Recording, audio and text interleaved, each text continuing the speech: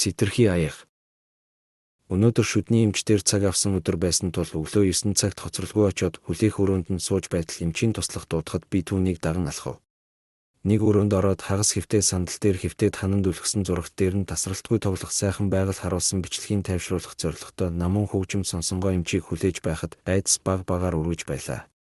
Эмчийн туслах ирж ариутгсан багжуудаа хажууд дэлгэн тавихад яагаад ингэж тайвшруулах гээд байгааг ойлгов. Удалгүй эмч орж ирээд минь асууж ярьж суунгаа урт зүйтэй мэдээ алдуулдаг тариагаар ямар нэгэн буйл руу 2 удаа удаанаар шахав. 5 минутын дараа эмч бас ямар нэг багаж барин өрөмдөж эхлэв. Надад дөргөлтөөс өөр юм мэдрэгдсэнгүй. Харин энэ зур өөрийн айдсын бодлыг ажиглах боломж гарч байлаа. Энэ айдас ямар нэг өвдөлт болно гэж итгээд түүнийгээ хүлээгээд байгаа бололтой ирээдүйд болох зүйлд итгүүлэхийг оролдоно. Айдсын энэ бодолд итгээгүй харин түүнийг ажиглан хэвтэж байгаа надад эмч хандан "Are you okay?" буюу "Та зүгээр байна уу?" гэж украин аялгаар уу асууна. Тэр эмч ажлынхаа хажуугаар хүмүүсийн айдастай ажилтдаг бололтой яагаад тайван хэвтээд байгааг минь мэдмээр байсан юм шиг намайг дуулууртай толгой тохиход бурам өгч "You're doing good, чи сайн байна шүү" гэд уу мөрөн дээр гараа тавина.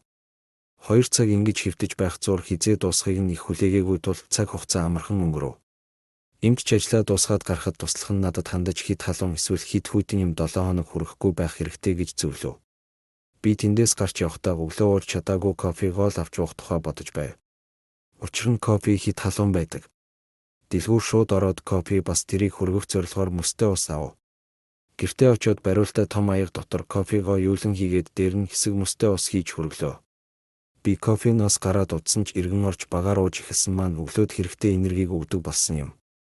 Том аягаар хөрсөн кофе уухаар гуруулдаа хүрэхэд аягны амсар сэтэрхий байгаа юм шиг тал хэсэг нь мэдрэгдэхгүй байв.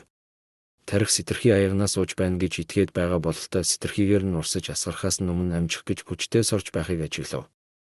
Энэ мэдрэмж их сонин санагдаж байсан тул аяга бүтэн байгааг мэдэж байсан ч ахин нэг лавлан хараад хид хідэн удаа ахин ууж үзв. Нүдээр хараад аяга бүтэн байгааг мэдсэн ч уруул юу мэдэрч эсвэл юу мэдрэхгүй байгаад нь тарих бүрэн итгэж бодож байдалд ханддаг юм байна гэж бодлоо. Тал уруул хагас мдээгүй болсон гэж тарих бас мэдэхгүй байгаа бололтой аяга ерөөсөө уруулд хүрээгүй гэдэл байв. Юм мэдэж байх зур бас ямар нэг миний биш зөөлөн зүйл хилэнд мэдрэгдээд байгааг өөрийн уруул байна гэж хүлээж авахгүй байв.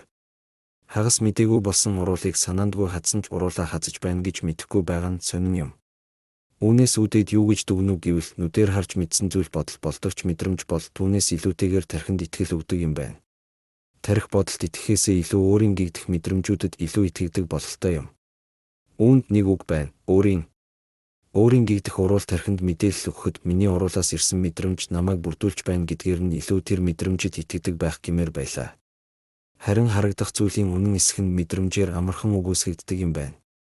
Тиймээс нүдээр олж хураасан мэдлэг дараа нь мэдрэмжид амархан үгүйсгэгдэн үгүй болох боломжтой юм шиг санагдлаа.